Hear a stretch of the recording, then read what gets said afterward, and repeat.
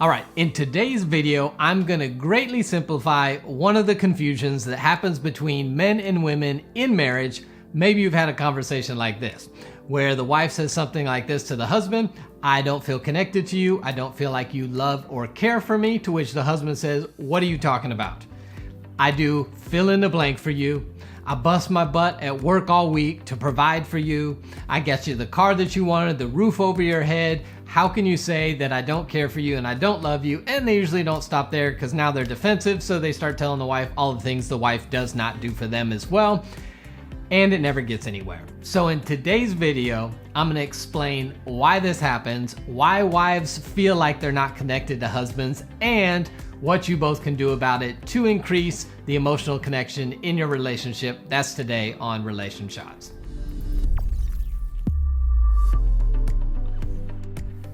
Welcome to Relation Shots. If this is your first time hanging out with us, welcome to the place to get practical relationship advice that actually works in your relationship, if you can imagine that. If you've not already done so, go ahead and click the subscribe button and the bell notification so you don't miss upcoming videos. If you want a free guide to intimacy, you'll see one in the link below. Listen, if you're looking for a way to grow and strengthen your marriage, it does not happen accidentally. Our Altered Marriage membership is a great place to get access to videos, worksheets, a community of other couples doing this, live Zoom calls once a month, and all kinds of other stuff. So consider being a part of the Altered Marriage membership. You can see the link below in that as well. All right, let's talk about how to build strong emotional bonds within marriage and how to maintain those. And in order to do so, I'm gonna go clinical for a moment. So we're gonna go a little deep, but you know me well enough to know that we're going to come back and say, what does that practically look like in our relationship? So there are a number of theories for how people relate together. And these theories guide the way that people counsel based on what theory they buy into or believe in. So things like humanistic, cognitive, which is how we think, behavioral, which is focused on our behaviors, psychoanalytic, which is Sigmund Freud. They got systems or systemic, which says how does the whole system work together? And all of these theories guide how we approach relationships. One such theory is called the attachment theory. And this was created by British psychologist John Bowlby.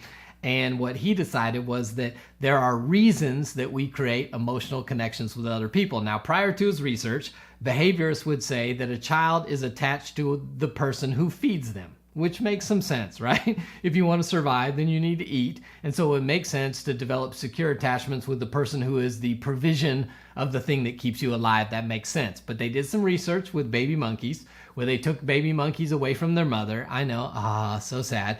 And they put it in a cage with two monkey mothers made out of wire. So you had a wire monkey mother here and another one here. One was holding a feeding bottle and the other was covered with soft cloth. And they wanted to find out which one the baby monkey would be more drawn to. And what they found was that the baby monkey would go to the one holding the bottle for food, but spent most of its day over with the one that was covered with a soft, comfortable cloth. And when the monkey was scared or threatened, it would run towards the one that was covered with cloth.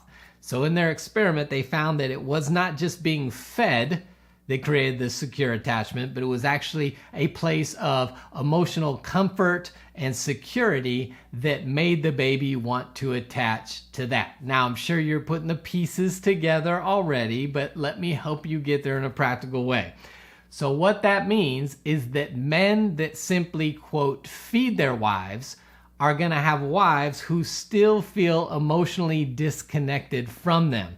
And that's frustrating because the men go, my gosh, what do you want me to do? Whenever you need something, I go get it. Whenever you say I need help here, I help around the house. I work all day. I provide the house for you, the car for you, the Louis Vuitton bag, the red bottoms. I'm doing all this stuff for you, and yet you still feel disconnected. It's because simply feeding them, giving them necessities or desires is not what creates the secure attachment. So with attachment theory, the building blocks of secure bonds with another person are emotional accessibility and responsiveness. Emotional accessibility and responsiveness. These things are necessary if a husband and wife are going to feel connected to each other. So husbands, if you're not emotionally accessible, and if you are not responsive when your wife tries to engage with you, they will not feel secure with you and emotionally connected to you, which is why at times in my marriage, my wife will say things to me like, when I'm talking to you, you're not paying attention, or you can't even look up from your phone to acknowledge I'm talking to you, or it looks like you're annoyed that I'm trying to engage with you. All of what she's saying is that I am not emotionally accessible and I am not responsive. Now calm down. I'm not like that all the time, but there's times when I'm not those things because I'm being selfish and I'm not trying to connect with her. So there are reasons that our spouses do not feel connected to us. So let's go through this so we can evaluate emotional accessibility and responsiveness. I'm going to give you some questions to ask yourself or to ask of your spouse to evaluate whether you or they are emotionally accessible. Number one, ask yourself, are you emotionally available for your spouse? Number two, do you allow them to see your emotions?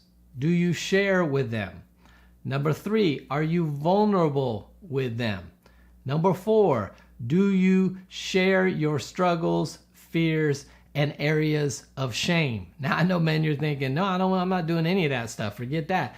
But you have to be willing to do it. Listen, there is some merit in, as the man, head of the household, the rock. There's some value in being the rock, being steady, not being all over the place emotionally. I think wives and kids value that, but you also have to find moments and times where you can be softer, where you can open, where you can connect emotionally, when you can engage in conversation. It can't always just be the firmness, the support, the stability. Remember, the baby monkey was drawn to the soft cloth covering the wire monkey, not the stability and support of the wire under the cloth is not what drew them and made them feel secure. So you need moments of softness. Are you emotionally accessible? You need to ask yourself those questions. Number two, responsiveness.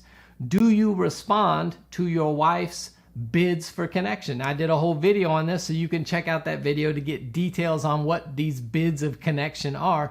But do you respond when your wife tries to engage? Do you empathize with her feelings? Do you validate her? Are you spending enough time with her and asking enough questions that you know her world and what it's like to live in her world? Those are all about responsiveness.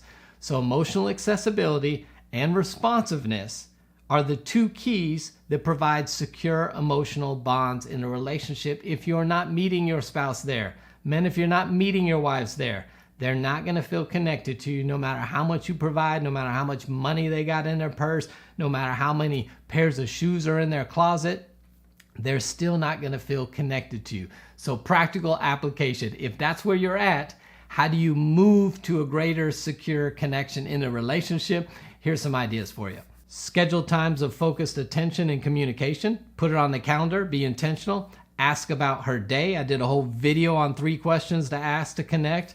Share your highs and lows for the day each night before you go to bed. If you're a person of faith, maybe do a devotional together and ask questions that will force sharing and connection. Men, non-sexual touch is actually comforting and nurturing for your spouse. Maybe it's some marriage classes or conferences or books or resources that will force emotional connection together. It's intentional connections that will create the emotional connection that you want. You can't just hope that it happens. You have to be intentional to have the kinds of conversations that will allow you to be emotionally accessible and responsive in the relationship. So that is the mystery behind secure emotional connection in relationship and why we often struggle. Emotional accessibility and responsiveness. How are you doing in those areas? I'd love to hear your thoughts on this in the comment section below. Maybe some tips you have for how you connect with your spouse. Drop those in the comment section below. If we can help you in your relationship, we'd love to have you be a part of our Altered Marriage community. Join the membership. We're having a great time in there, connecting, growing, being intentional about our relationship, holding each other accountable to the things that we need to do in the relationship. And so check out the links for that below. If you thought this video was helpful, consider sharing it with a friend. And until next time, I'll see you right back here on Relation Shots.